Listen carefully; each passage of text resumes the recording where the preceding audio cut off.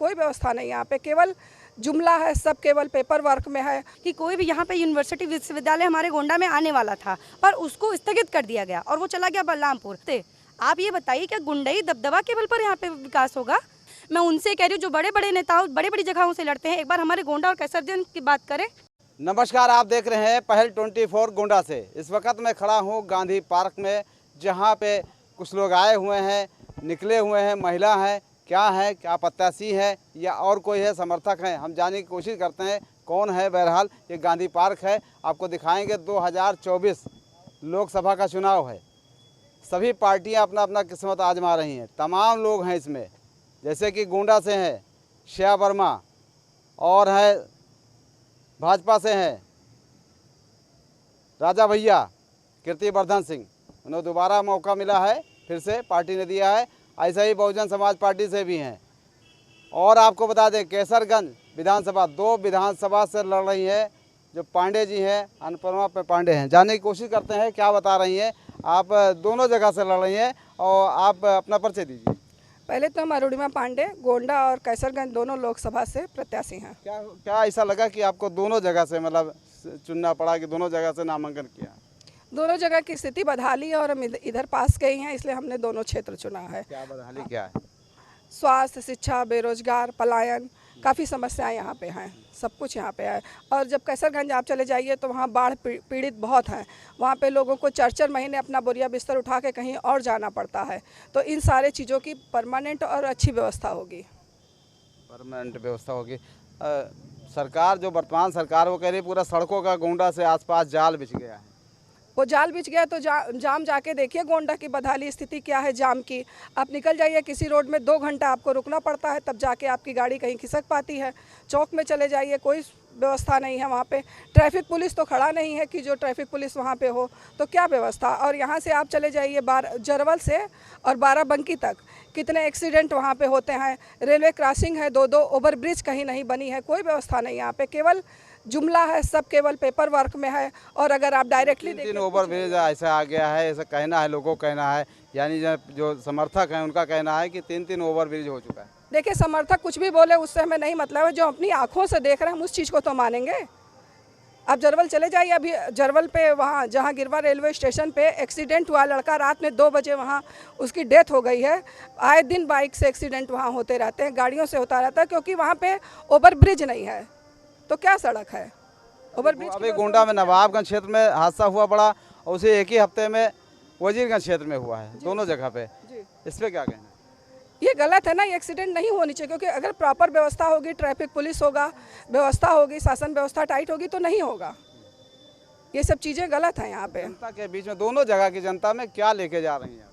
दोनों जगह की जनता से हम ये कहना चाहते हैं कि आप अपना विकास देखिए, अपना स्वास्थ्य देखिए, भय मुक्त वातावरण करिए।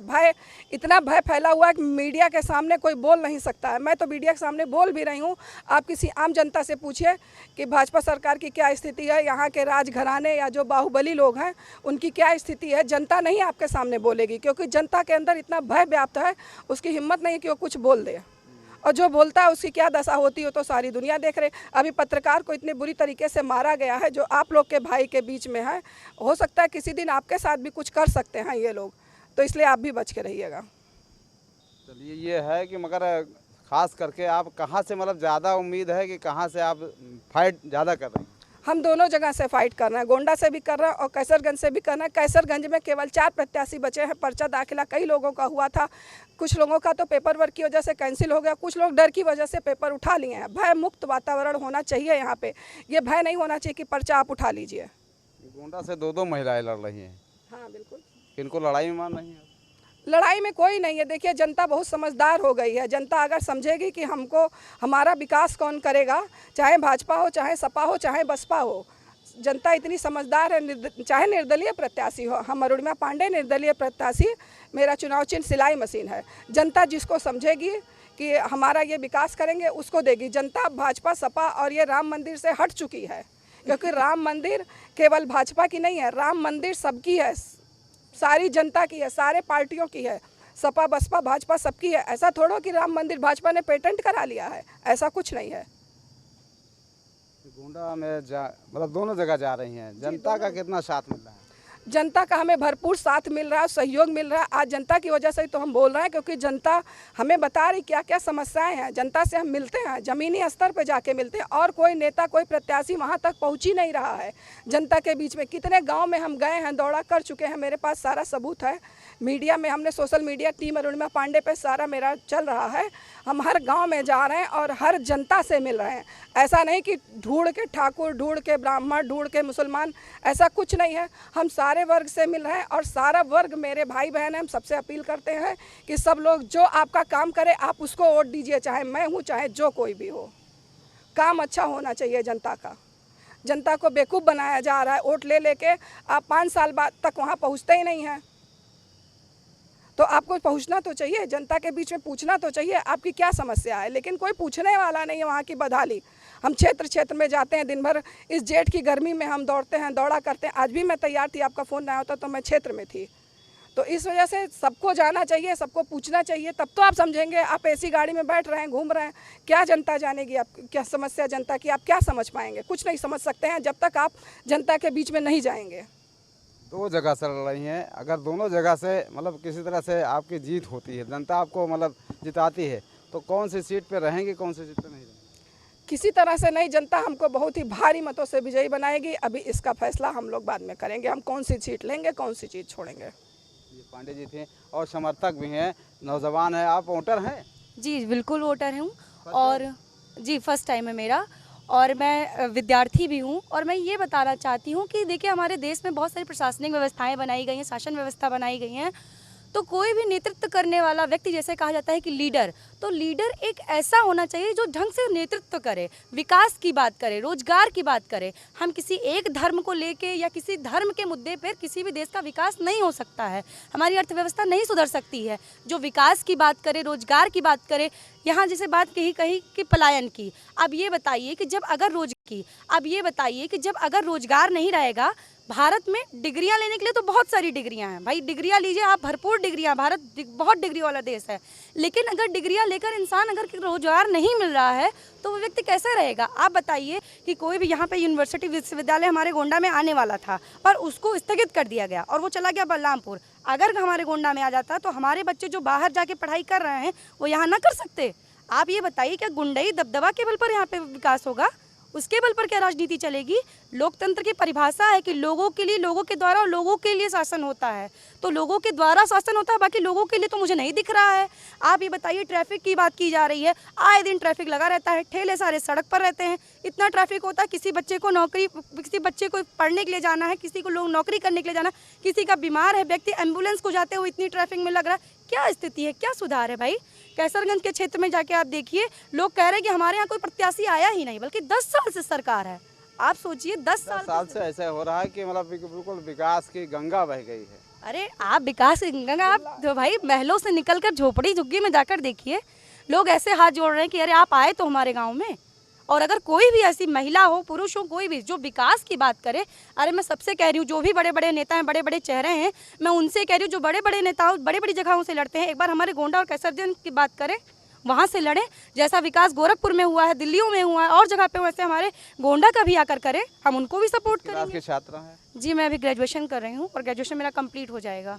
जी, मैं इसी बात पे कह रही हूँ कि कोई भी प्रतिनिधित्व करने वाला हो, कोई भी नेता हो, जो विकास की बात करेगा, मैं वोट उसी को करूँगी। सिर्फ मैं धर्म के नाम पर, राम भगवान सबके हैं, देखिए सभी का, सभी धर्मों का सम्मान है।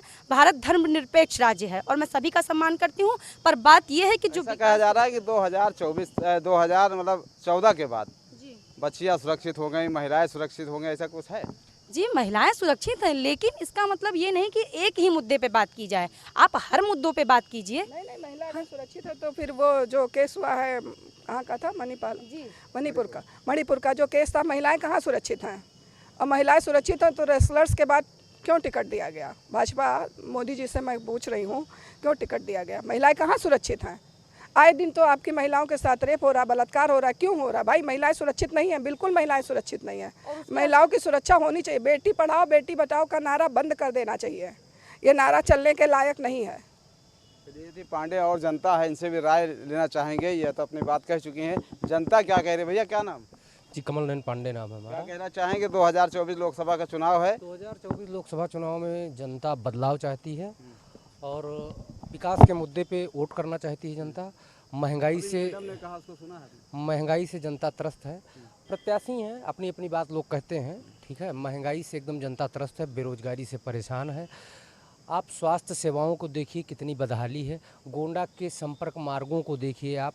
ये अभी मिसरौलिया ओवर ब्रिज बना है, लगातार 4 साल से इस पे काम हो रहा था, अब जाके इस पे कहीं आवागमन शुरू हुआ है। इससे पहले 3 साल तक ये जनता कितनी परेशान थी, कहाँ से घूम के कैसे जाती थी। मतलब मेन मुद्दा क्या है? मेन मुद्दा ये है कि बेरोजगारी, महंगाई और बच्चों की व्यवस्था, शैक्षिक व्यवस्था।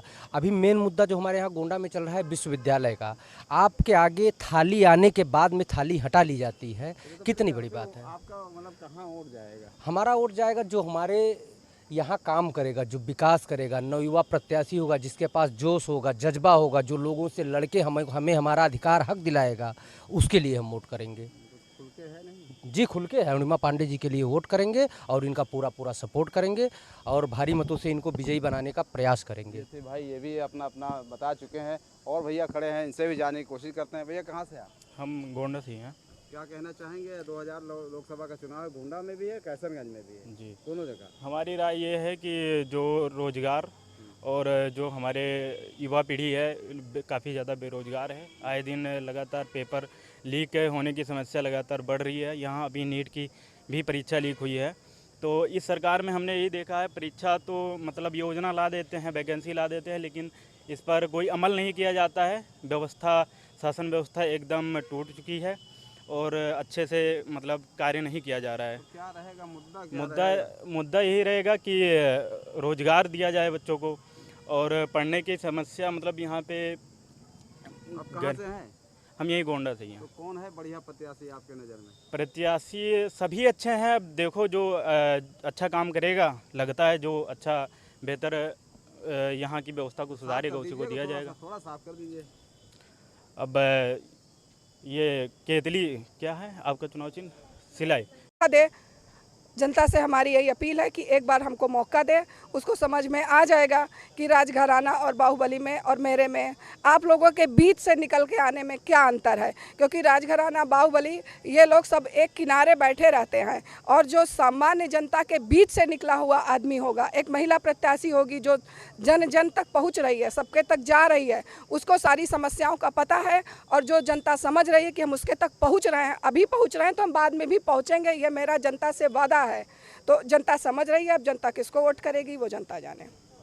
ये थी पांडे जी जो अपना अपना चुनाव चिन्ह ले करके दोनों जगह, मतलब एक बात है कि गोंडा से और कैसरगंज से दोनों जगह से लड़ रही है। अब देखने वाली बात होगी, 20 मई को चुनाव है, वोट पड़ेगा और 4 तारीख को 4 जून का ये फैसला आएगा। अब किसको क्या कितना वोट मिलता है, कौन जीतता है, कौन क्या करता है, ये देखने बड़े अपने अपने दावे हैं। नमस्कार।